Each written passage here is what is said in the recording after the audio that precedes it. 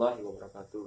Saya Kurniadi, mahasiswa Institut Para Hikmah Indonesia, jurusan Ekonomi Syariah. Di sini saya akan menjelaskan 3 poin utama mengenai apa itu risiko, proses manajemen risiko, dan enterprise risk management. Risiko, apa sih sebenarnya risiko itu? Risiko adalah sesuatu yang konotasinya negatif. Hampir setiap hari kita dengar sesuatu yang kita tidak harapkan, mampu merugikan organisasi maupun individu. Sebagai contoh, jika kita memiliki saham, esok harganya tiba-tiba turun, harga saham tiba-tiba turun. Nah, ini adalah sesuatu yang kita tidak harapkan kejadiannya. Kemudian, contoh lain adalah jika bank atau sebuah instansi meminjamkan kepada perusahaan lain, kemudian terjadi kredit macet. Nah, ini adalah sesuatu yang kita tidak harapkan kejadiannya. Dalam analisis investasi, risiko adalah sesuatu yang menyimpang dari hasil yang diharapkan. Deviasi standar adalah alat yang digunakan untuk mengukur penyimpangan itu. Maka dari itu, deviasi standar digunakan untuk mengukur risiko. Pengukuran yang lain adalah probabilitas atau kemungkinan. Sebagai contoh, orang muda cenderung lebih sering mengalami kecelakaan daripada orang dewasa. Probabilitas kejadian atau terjadinya kecelakaan bagi orang muda itu lebih besar daripada orang dewasa. Karena itu risiko kejadian kecelakaan bagi orang muda cenderung lebih besar daripada orang dewasa.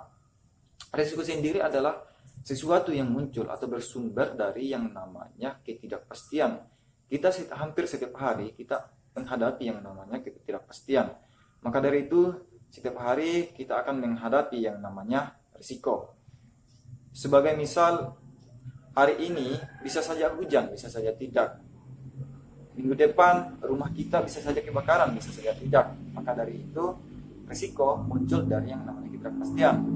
Nah, ketidakpastian ini memiliki beberapa tahap atau tingkatan-tingkatan tersendiri. Maka dari itu perlu kita kenali yang namanya risiko-risiko atau jenis-jenis dari risiko. Tingkatan ketidakpastian. Tingkatan yang pertama adalah tidak ada atau pasti. Pada tingkatan ini, kondisi kepastian sangat tinggi. Hasil bisa diprediksi dengan relatif pasti. Hukum alam merupakan contoh kepastian tersebut. Sebagai contoh, kita bisa memprediksi dengan pasti bahwa bumi mengitari matahari selama 360 hari. Tingkatan selanjutnya adalah ketidakpastian objektif. Dengan contoh adalah dadu. Jika kita melempar dadu, ada 6 kemungkinan, yaitu angka 1, 2, 3, 4, 5, dan 6. Ada 6 kemungkinan hasil. Kita bisa menghitung probabilitas masing-masing angka untuk keluar nantinya, yaitu 1-6. Tingkatan selanjutnya adalah ketidakpastian subjektif. Dengan contoh adalah kecelakaan mobil. Identifikasi hasil dan probabilitas kemungkinan yang berkaitan dengan kecelakaan mobil lebih sulit dilakukan. Sebagai contoh, jika kita pergi keluar dengan mobil, berapa besar probabilitas mengalami kecelakaan mobil? Dan jika terjadi kecelakaan, kerusakan atau kerugian yang bagaimana yang akan kita dapatkan? Tidak mudah untuk menjawab pertanyaan tersebut. Tingkatan berikutnya adalah kondisi yang sangat pasti. Dengan contoh eksplorasi angkasa, kita tidak tahu apa hasil yang akan diperoleh dari eksplorasi angkasa. Apakah akan bertemu dengan makhluk asing atau alien, atau menemukan planet yang mirip dengan bumi? Ketidakpastian bisa tercermin dari fluktuasi pergerakan yang tinggi. Semakin tinggi fluktuasi, semakin besar tingkat ketidakpastian. Bagan ini menunjukkan fluktuasi harga beberapa instrumen yang dihitung berdasarkan deviasi standar tahunan. Terlihat bahwa semua harga instrumen berfluktuasi.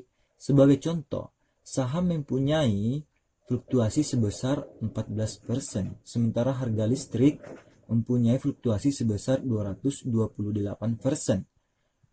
Hasil empiris pada bagian di atas menunjukkan bahwa di dunia ini semuanya serba tidak pasti. Saham Valax, harga minyak, sampai dengan harga listrik mempunyai fluktuasi. Meskipun dengan tingkat fluktuasi yang berbeda-beda, kepastian adalah ketidakpastian itu sendiri. Dengan demikian, risiko ada di mana-mana, mencakup semua instrumen.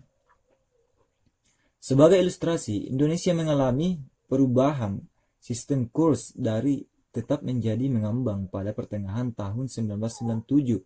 Sebelum krisis pada tahun 1997, Indonesia menganut sistem kurs tetap dengan menetapkan kurs rupiah ke dolar pada tingkat sekitar 2.500 per dolar. Pada pertengahan tahun 1997, untuk mengurangi tekanan terhadap kurs karena ada krisis ekonomi yang terjadi pada saat itu, pemerintah mengambangkan kurs rupiah per dolar. Sistem kurs mengambang tersebut masih berlaku sampai saat ini. Kurs rupiah per dolar tidak lagi tetap, tetapi bisa berubah tergantung mekanisme pasar. Sistem kurs mengambang tersebut mengakibatkan fluktuasi kurs rupiah per dolar jauh lebih tinggi dibandingkan dengan fluktuasi kurs rupiah per dolar pada sistem kurs tetap. Kemudian tipe-tipe risiko. Risiko bisa dikelompokkan ke dalam risiko murni atau pure dan risiko spekulatif. Risiko murni atau pure risk adalah risiko di mana kemungkinan kerugian ada, tetapi kemungkinan keuntungan tidak ada. Contoh risiko tipe ini adalah risiko kecelakaan, kebakaran, dan semacamnya. Contoh lain adalah banjir. Sedangkan risiko spekulatif adalah risiko di mana kita mengharapkan terjadinya kerugian dan juga keuntungan. Contoh tipe risiko ini adalah usaha bisnis. Dalam kegiatan bisnis, kita mengharapkan keuntungan meskipun ada potensi kerugian. Di samping kategorisasi murni dan spekulatif, risiko juga bisa dibedakan antara risiko statis dan risiko dinamis. Risiko statis muncul dari kondisi keseimbangan tertentu. Sebagai contoh, risiko terkena petir merupakan risiko yang muncul dari kondisi alam yang tertentu. Karakteristik risiko ini praktis tidak berubah dari waktu ke waktu. Sedangkan risiko dinamis muncul dari perubahan kondisi tertentu. Sebagai contoh, perubahan kondisi masyarakat, perubahan teknologi memunculkan jenis-jenis risiko baru. Misal, jika masyarakat semakin kritis, sadar akan haknya, maka risiko hukum legal risk yang muncul karena masyarakat lebih berani mengajukan gugatan hukum terhadap perusahaan akan semakin besar. Risiko juga bisa dikelompokkan ke dalam risiko subjektif dan objektif. Risiko subjektif berkaitan dengan persepsi seseorang terhadap risiko. Dengan kata lain, kondisi mental seseorang akan menentukan kesimpulan tinggi rendahnya risiko tertentu. Sebagai contoh, untuk standar deviasi return pasar yang sama sebesar 25%, dua orang dengan kepribadian berbeda akan mempunyai cara pandang yang berbeda pula. Orang yang konservatif akan menganggap risiko investasi di pasar modal terlalu tinggi. Sementara bagi orang yang agresif, risiko investasi di pasar modal dianggap tidak terlalu tinggi. Perhatikan bahwa kedua orang tersebut melihat pada risiko objektif yang sama, yaitu standar deviasi return sebesar 25% per tahun. Sedangkan risiko objektif adalah risiko yang berdasarkan atau didasarkan pada observasi parameter yang objektif. Sebagai contoh, fluktuasi harga atau tingkat keuntungan investasi di pasar modal bisa diukur melalui standar deviasi. Misal, standar deviasi return saham adalah 25% per tahun. Begitupun dengan risiko dinamis. Sama-sama memiliki cabang yang sama, dan spekulatif pun juga demikian, memiliki cabang yang sama dengan pure. Contoh-contoh risiko murni. Tipe risiko yang pertama adalah risiko aset fisik. Risiko aset fisik ini didefinisikan sebagai risiko yang terjadi karena kejadian tertentu berakibat buruk atau kerugian pada aset fisik organisasi. Contohnya adalah kebakaran yang melanda gudang atau bangunan perusahaan. Banjir mengakibatkan kerusakan pada bangunan dan peralatan. Kemudian risiko legal. Risiko kontrak tidak sesuai yang diharapkan, dokumentasi yang tidak benar. Contohnya adalah terjadi perselisihan sehingga perusahaan lain menuntut ganti rugi yang signifikan. Risiko karyawan. Risiko karena karyawan organisasi mengalami peristiwa yang merugikan. Gambarannya adalah kecelakaan kerja mengakibatkan karyawan cedera. kegiatan operasional perusahaan terganggu. Contoh-contoh risiko spekulatif. Risiko yang pertama adalah risiko pasar. Artinya, risiko yang terjadi dari pergerakan harga atau volatilitas harga pasar. Gambarannya adalah harga pasar saham dalam portofolio perusahaan mengalami penurunan yang mengakibatkan kerugian yang dialami pihak perusahaan. Kemudian yang kedua adalah risiko kredit. Artinya risiko karena counterparty gagal memenuhi kewajibannya kepada perusahaan. Gambarannya adalah debitur tidak bisa membayar cicilan dan bunga utang, sehingga perusahaan mengalami kerugian. Piutang dagang tidak terbayar. Kemudian selanjutnya adalah risiko likuiditas. Artinya risiko tidak bisa memenuhi kebutuhan kas. Gambarannya adalah perusahaan tidak mempunyai kas untuk membayar kewajibannya. Misal, melunasi hutang, perusahaan terpaksa menjual tanah dengan harga murah atau di bawah standar karena sulit menjual tanah tersebut. Padahal perusahaan membutuhkan kas dengan cepat. Contoh keempat adalah risiko operasional.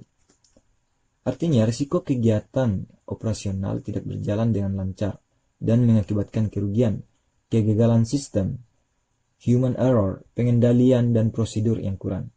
Gambarannya adalah komputer perusahaan terkena virus, sehingga operasi perusahaan terganggu. Prosedur pengendalian perusahaan tidak memadai, sehingga terjadi pencurian barang-barang yang dimiliki perusahaan. Risiko bisa muncul dari mana saja dan kapan saja, maka dari itu kita membutuhkan yang namanya manajemen risiko. Dalam manajemen risiko, ada 3 hal utama yang bisa kita lakukan, yaitu identifikasi risiko, evaluasi dan pengukuran risiko, serta pengelolaan risiko.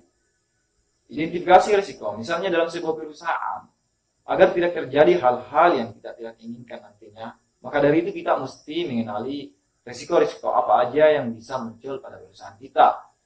Setelah kita mengenali risiko apa aja yang bakalan muncul, maka kita lakukan pengevaluasian atau pengukuran risiko tersebut. Kita lakukan pengelompokan terhadap risiko tersebut. Agar kenapa? Agar lebih mudah untuk mengelola risiko itu nantinya. Nah, setelah kita lakukan identifikasi, evaluasi, maka lanjut kita lakukan adalah pengelolaan risiko. Dalam mengelola risiko, ada berbagai cara yang bisa kita lakukan. Salah satunya adalah menghindari risiko tersebut. Menghindari risiko adalah hal yang paling mudah kita lakukan. Misalnya saja, ketika kita ingin membangun sebuah toko atau rumah di pinggir jalan, maka untuk menghindari risiko digusurnya akibat pelebaran jalan, maka kita bisa membangun di tempat lain atau menggesernya sedikit ke belakang, jauh dari pinggir jalan tersebut. Nah, itu adalah salah satu cara yang paling mudah. Tapi, cara ini adalah hal yang kurang optimal. Cara ini kurang optimal dalam dunia bisnis. Untuk mengembangkan sebuah bisnis, risiko, mau tidak mau kita harus keluar untuk melawan risiko tersebut. Nah, setelah kita lakukan identifikasi, evaluasi, lanjut kita lakukan terhadap pengelolaan risiko tersebut. Dalam mengelola risiko ada beberapa cara yang bisa kita lakukan. Misalnya saja menghindari risiko tersebut. Menghindari risiko tersebut adalah hal yang paling mudah kita lakukan, namun kurang optimal dalam dunia bisnis. Dalam dunia bisnis, mau tidak mau kita harus keluar dan menghadapi risiko agar perusahaan kita bisa berdiri jaya. Cara lain adalah pengendalian risiko tersebut. Pengendalian risiko dilakukan agar mengurangi probabilitas terjadinya atau kejadian risiko yang dapat merugikan perusahaan kita. Misalnya saja dalam sebuah perusahaan, agar tidak terjadinya kebakaran yang seperti yang kita tidak inginkan, maka kita mesti lakukan memasang alarm dan sebagainya. Sedangkan enterprise risk management adalah manajemen kita dalam melakukan pengelolaan risiko. Makhluk hidup terkadang lebih cepat dan lebih peka terhadap risiko yang terjadi di alam. Makhluk hidup cenderung lebih cepat melakukan pengelolaan risiko dengan cara menghindarinya ketika akan terjadi tsunami atau gempa bumi. Sedangkan organisasi bukan makhluk hidup, maka dari itu tugas manajer memberikan kesadaran akan risiko-risiko yang bisa muncul terhadap pihak perusahaan agar tidak terjadi hal-hal yang tidak inginkan nantinya.